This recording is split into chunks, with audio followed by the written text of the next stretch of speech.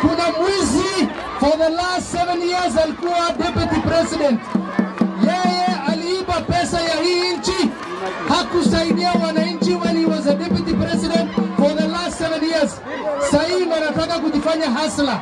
Hiyo ni kukos chaos. Tunamwambia watu wa national security waangalie huyo mtu vizuri sana.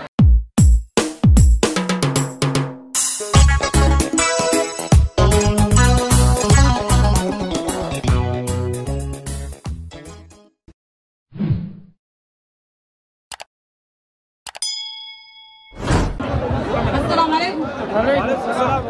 Mheshimiwa mgeni wetu Bwana Gideon Moi Senator, sisi kama watu wa Garissa tunakusupport na tunasema kama umekuja kutuambia mambo ya BBI, tuko tayari na tunasupport BBI, na sisi kama Garissa County Assembly tunakuhakikishia hiyo bill itakuja kwa bungeni wa county na tutapitisha. Wakaaji wa Garissa tudumu amani. Tunasema amani. Ana waaban hay waxa kala xiliga ma gelin baasha gaal baa wataa laakiin BBI baarlamaanka imaani anaga MCS anaga baarlamaanka barinayna shukulka kale anaga deegaas anaga isku hadna hadow waxba ciidan dhagaxyo loo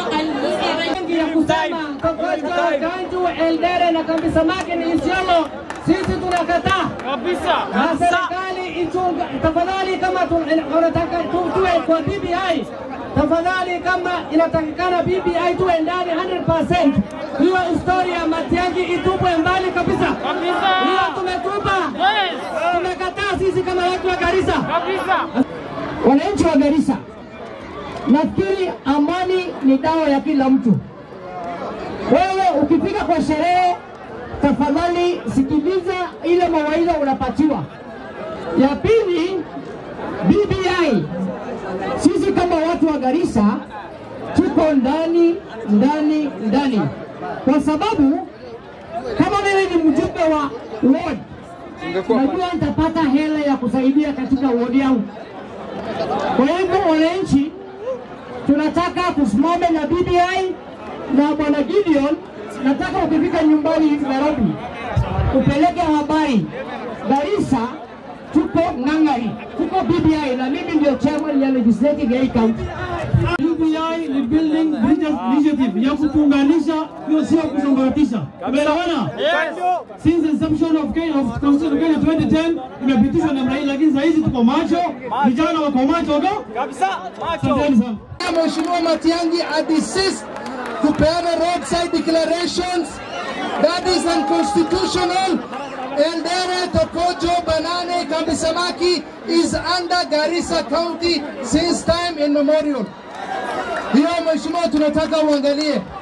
Ya pili, Mheshimiwa Senator, kama Garissa County tunakuomba utuletee kiti ya Hulugo Sub County as a constituency.